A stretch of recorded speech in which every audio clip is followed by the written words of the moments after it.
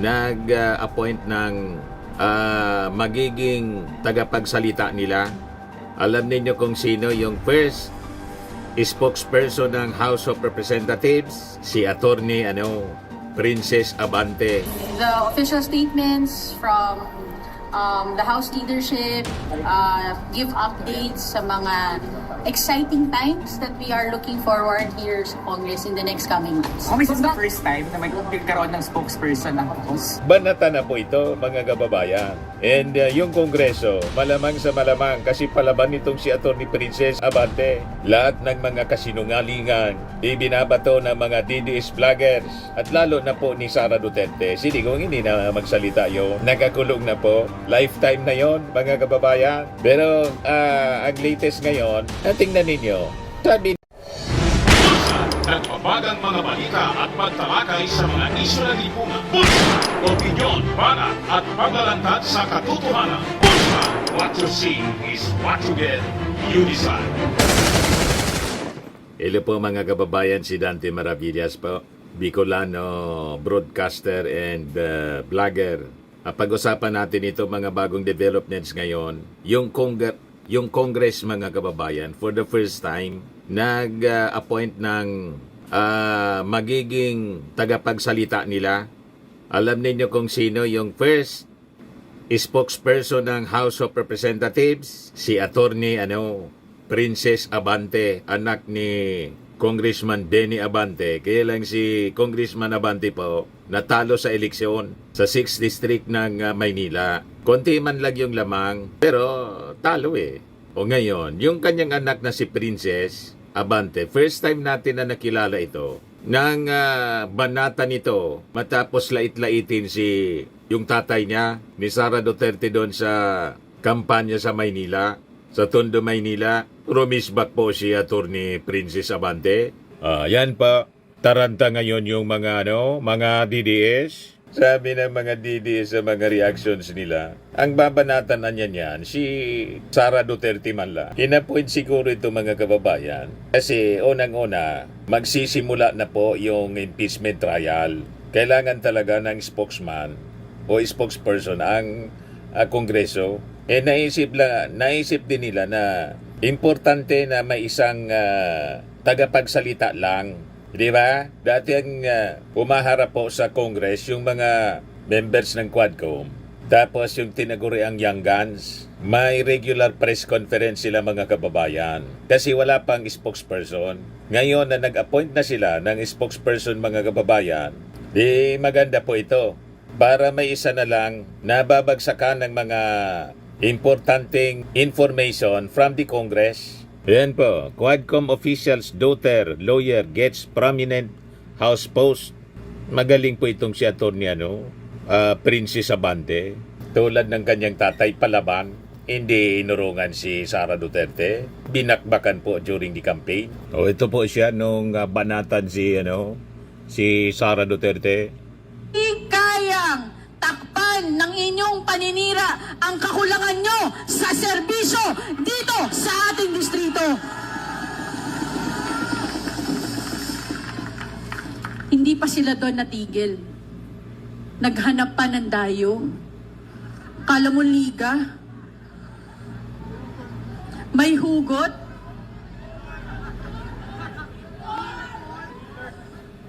Tatayo ka dito sa aming lungsod. Tatayo ka sa aming distrito.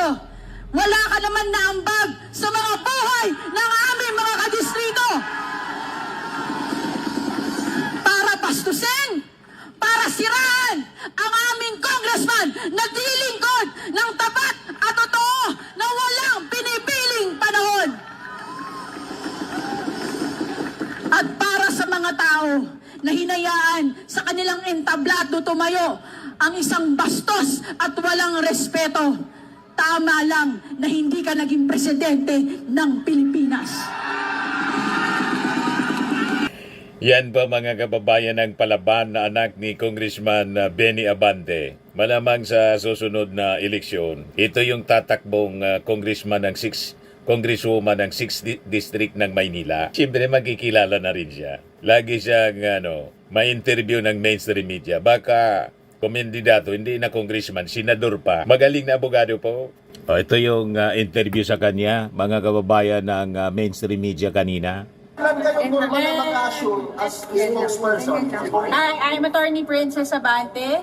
I believe I will assume starting today as House spokesperson. I will be working closely with all of our media friends here sa House to give the official statements from the House leadership, give updates sa mga exciting times that we are looking forward here sa Congress in the next coming months. Ma'am, is this the first time na magkakaroon ng spokesperson ng House? As far as I know, yes, na merong hiwalay na spokesperson for the House aside the members of the House of Representatives. Ma'am, ano yung nag-raise this? Madami na kasi din tinatalakay ngayon ng mga issues ang Kongreso, the various committees. There's a need to strengthen the communication mula sa House to ensure yung tama at makatotohanang impormasyon ay naibababa natin sa mamamayan. Ayaw talaga natin ng fake news, no? Kaya kailangan mas maging maayos yung mga pagpapaliwanag natin ng mga polisiya na binabalangkas ng Kongreso. Sino nag-tap sa inyo? Sino po nag-tap sa inyo, ma'am? Well, I've been working with the House since my father was elected as congressman. I think I've worked with several of you when he was the minority leader, and even in his capacity now as chairman of the Committee on Human Rights, I have worked with a lot of our media friends, and also during my stint as the official spokesperson of Mayor Hani Lacuna, I've worked with many of our media friends who are also assigned here sa Congress. No? So, recently, House leadership has asked me if I would be interested in joining the communications team to help deliver accurate, transparent, and truthful information for the House of Representatives. Ma'am, is it Speaker Romualdez who tapped you? I haven't spoken with the Speaker himself. I have spoken with the House leaderships in the communication team. Ma'am, of course, itong appointment mo sa spokesperson comes at a very high time na, of course, maraming binabato sa House of Representatives. Ayos. Maraming criticism, of course. How are you going to approach this job, especially sa mga critics ng House of Representatives po? What I intend to do is to just deliver truthful statements as much as possible, mas maintindihan hindi lang ng mga kaibigan natin sa media, kundi mga mamamayan din mismo,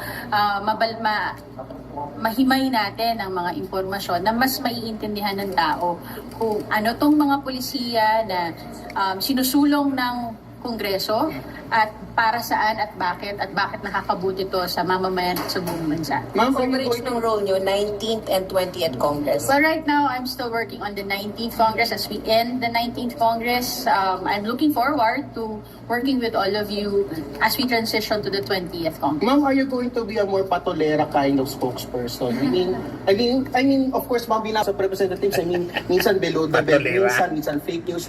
Don't Ay let po me ba use maging it, parang ano? patolera na spokesperson? Castro. I don't yung patolera na spokesperson. I understand na we need to have an effective communicator, and that's what I intend to do with the help of all of you, of course. Sir, ma'am, sorry. How will you communicate with us, House Media? Are you going to hold regular press conference? We're working po on how we will schedule, if there's a need to conduct regular briefings. But I think has worked with me both sa Congress with Congressman Abante and Mayor Hani. You know how accessible I am, and I will try to answer your questions as soon as I have the information to answer them. Covered nyo rin po yung impeachment trial. Not necessarily the impeachment trial. I think, of course, as part of the House, we would have the general information of what will happen sa impeachment proceedings. But I think the day-to-day, I believe that they will also have their own spokesperson or people that will be authorized to speak about the day-to-day and the details of the impeachment trial. Yes, to be a spokes of Mayor Lacuna, paano po kayo nag-prepare para po dito sa mas malaki role niyo po sa spokes sa House? Definitely being part of the City of Manila, its communication team has napakalaki ng sakop ng lungsod na Maynila at napakalaki ng trabaho na napagkatiwala kay Mayor Hani during her term. Napakalaking bagay yon to prepare me, especially in meeting all of our media friends and understanding how we need to communicate, not just to the media but also to the public. Where will your office be attached to? Will it be under the Speaker's office or will it be an independent and under the institution itself? Right now, under the institution itself, no, we will still meet with the Secretary General to finalize all of the details of the official designation for my task. Ma'am, are you going to have a deputy spokesperson sa additional staff po ba? O kayo lang po ba magiging kaharap namin sa... Wala pa po akong information on that sa ngayon. Siguro po sa ngayon, kailangan masanay muna kayo sa akin. Ma'am, mayroon po, ibang matter na po. Nilabas po yung latest Pulse Asia survey. Mga registered voters saying 50% daw po ay against or tutol po doon sa filing ng impeachment complaint against VP Sara Duterte.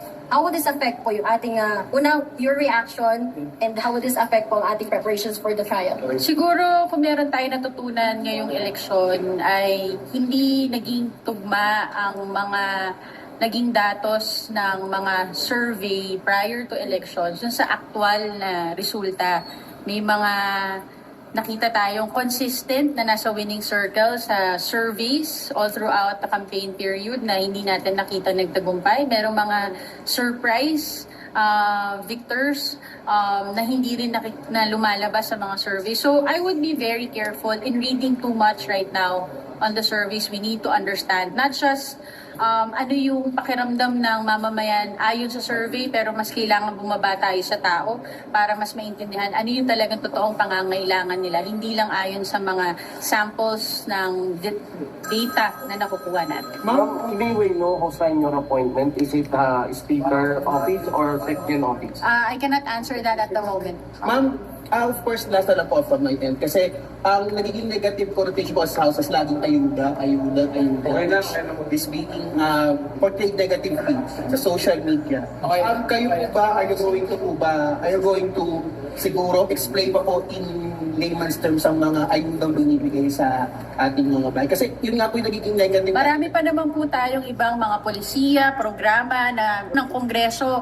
Isa lang yan, yung mga ayuda na tinitignan ng Kongreso. Tayong mga programa at policies, legislations on job creation, on alleviating poverty. Napakarami pa natin mga kailangan tutukan, tignan, at hindi lang po, lahat po yan ang gusto natin na mapaliwanag sa mamamayan. So, we would try to communicate all of the programs as much as we can.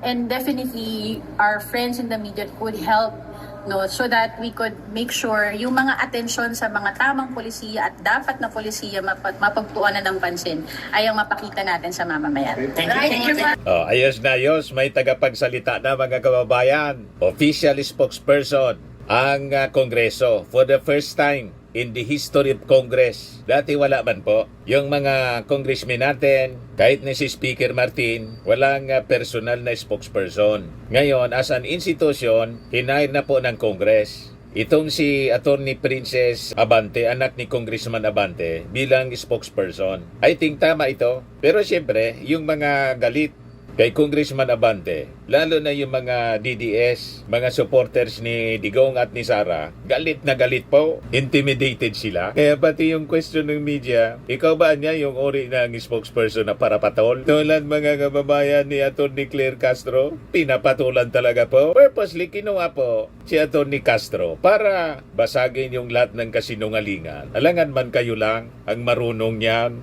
Di ba? Banat kayo ng banat pagkatapos yung administrasyon pala hindi babana. Banatan na po ito mga kababayan. And yung Kongreso, malamang sa malamang kasi palaban nitong si Atty. Princess Abante. Lahat ng mga kasinungalingan, ibinabato ng mga DDS vloggers at lalo na po ni Sara Duterte. Sinigong hindi na magsalita yon. Nakakulong na po. Lifetime na yon mga kababayan. Pero ang latest ngayon, tingnan ninyo. Ito po si John Vic Remulla, DILG Secretary, will seek ICC nod for Duterte's oath as Davao Mayor. Kita ninyo, very fair mga kababayan yung ating administrasyon. Nanalo si Digong sa Davao, ang nag-initiate pa po yung DILG Secretary. Yan mga kababayan, sabi ni John Vic Remulla. We recognize the victory of former President Duterte. Siya ang diniklara ng COMELEC na mayor na proclaim siya na the day after elections. Overwhelming mandate. So, we recognize him as mayor. Ang gagawin ko na lang, magpapaalam ako sa ICC kung pwede pumunta ang konsul natin para makapag-oath siya kasi kailangang mag-oath siya to assume office. Remulla, however, noted that due to Duterte's absence, the elected vice mayor, ex-president son Sebastian Baste Duterte will take over in leading the city. In his absence, the vice mayor will be there. Kailangang physically present. So, in his incapacity na hindi siya kayang magsilbi, ang vice mayor mo na ang uupo doon. Permanente na. Hanggang matapos yung term, 3 years term ni Digong kasi si Digong malamang hindi na makalabas sa detention facility ng ICC. Kasi sabi ng mga legal luminaries, sa experience sa mga kababayan, yung litigation, yung trial ng kaso, umaabot sa 8 years. But anyway, banggit natin. Pero yung topic natin, yung kanina, yung sa Congress. Bagay itong si Princess Abante na maging spokesperson ng Congress. The first spokesperson kasi malawak yung experience niya. Yan pwede nga itong PCO Secretary, Presidential Communication Secretary, very qualified mga kababayan. Nagana pa ngayon, pero itinanggap na ni Princess Abante yung appointment niya bilang tagapagsalita ng Kongreso. Kaya kung sa PCO, di ba pinaresign lahat ng mga cabinet secretaries? Nagana pa kung sino. Who is Princess Abante? Ano ba yung experience niya? Sabi dito, may experience siya sa legislative consultancy, public policy, messaging and civic education. She has been a 3-term councilor in the city of Manila, with her last engagement being head of the Manila Public Information Office, as well as a spokesperson and head of communication under the office of the Mayor of Manila. Saka graduate pala siya ng AB Journalism and Bachelor of Laws at the Faculty of Civil Law at the University of Santo Tomas. Tapos, spokesperson, Abante served as Commissioner at Large ng National Youth Commission from 2005 to 2009 before joining the Ponce Enrile Reyes in Manalastas Law Firm to work as litigation lawyer handling high-profile criminal and civil cases. Another Claire Castro, mga kababayan nito, Attorney Claire Castro, kaya na-intimidate yung mga DDS. May palaban na po na tagapagsalita yung Congress. Kaya ito, binas ka agad si Attorney Princess Abante. Dagdag pa sahod from our taxes. Sabi ni Boningning, Princess ang pangalan pero mukhang mandirigma. Di mo kami maluloko, Juliana Pariscoba Sigobia. Ang ibig sabihin, kamukha po ni Pariscoba, Juliana. Ganon sila, mga kababayan. Personal kung umatake. Itong mga DDS, lagi silang namimersonal kasi talo sila sa argumento. Ganon pag talo po sa argumento, personalin mo na lang. Mga basers ko, pinipersonal ako. Ang akala nila, susurrender tayo at aayaw na sa vlogging. Sabi ko, sa kapal po ng parang ispalto na yung mukha natin sa kapal. 40 years sa mainstream media, mapasurrender ninyo ako, mga ngayon pa lang pinanganak sa social media. In your dreams, tawagin pa ninyo akong impacto. Yung tinatawag sa akin, gorilla, unggoy. Tawagin pa ninyo akong tikbala. Walang epekto yan sa akin po. Mga ganyang pananalita, yan tumatalab sa akin. Tuloy nyo lang. Ito siya, tinawag na, hindi mo kami maluloko. Juliana Pariscoba Sigobia, sabay tawa. Yung mga mapamintas po, pag tiningnan ninyo ng personal po, mas pangit pa sa akin. Ganon yung tao. Kung sino yung mas pangit, yun ang mahilig mamintas. Ako, alam ko, pangit ako. Pero yung karamihan na namimintas sa akin, mas pangit pa sa akin. Sabi ni Frank Atuntukan, si BP lang din yung babanata nito. Sabi ni Jesus Patrick Nieves, antayin kong may maglabas din ng piki niyan na nakadila tapos pinasadahan sa ChatGPT para maging anime. Sabi ni Don Cesar, welcome to Crocodile Farm. Sabi ni Alan Bermudez, kalahi ni Claire Castro. Roel Romano, may another Claire na naman. Intimidated sila. Kailangan may katapat kayo, di ba? Pero si Atty. Claire halimbawa, si Yusek Castro, hindi man po basto si Yusek Castro, tulad ng bibig ni Sara Duterte at mga followers niya, yung mga DDS vloggers. Kaya lang, galit kayo kay Yusek Claire Castro kasi lahat ng kasinungalingan ninyo ng mga DDS, laging binabasag ni Atty. Claire. Yun din ang mangyayari dito. Kasi kumuha na ng sariling spokesperson yung Congress, palaban din, at abogado, matalino. O ngayon, sa Presidential Communications Office, ito yung balita ngayon. Sabi, inofiran si Katoning. Sabi dito sa report ng Politico News, search for Marcos Communications Chief continues as Anthony Taberna declined. Politico has learned that at least 3 journalists have reportedly been approached to replace Jay Ruiz as Communications Secretary but none have accepted the offer. Tunying is reportedly fully aware of the challenges that come with the job, especially given the PCO's history of 4 appointees in just 3 years. He also knows that taking on the role would mean undergoing confirmation by the Commission on Appointments where some members might be hostile due to his background as a journalist. So anyway, abangan na lang natin po kung si Jay Ruiz nag-courtesy resignation po yung lahat. Kasama doon si Jay Ruiz. Ngayon, ang sabi, mga kababayan, siguro pagbalik ng ating Pangulo, may panibagong announcement. Kung sino yung mga diretso na tinanggap yung courtesy resignation o mananatili tulad ng mga economic managers ng ating Pangulo na na-retain mga kababayan. Yung pagiging communication secretary talaga, it is a tough job. Kailangan malawak ang experience sa larangan po ng communication. So abangan na lang natin mga kababayan sa susunod na mga araw. Importante ngayon may spokesperson na po yung Kongreso at exciting po ang magiging papel ngayon ni Atty. Princess Abante kasi nataon simula ng impeachment trial kay Sara Duterte. Walang panlulusutin mga kababayan ditong fake news. Kasi siguradong aatake yung mga fake news peddlers na pinupunduhan po ng China. Pati survey po, pinipiki na ngayon. Nakikita ninyo yun na survey ng False Asia. Bagsak yung ating Pangulo. 32% na lang yung approval trust rating po. Si Sara, 50. 63 si Digo. Harap-harapan yung panluloko po sa atin. Wala man maniwala sa ating mga netizens, sa ating mga mamamayang Filipino. Naniwala pa niya kayo dyan sa False Asia nga eh. Tingnan na niya ninyo yung sinasabi nila sa mga surveys during the midterm elections.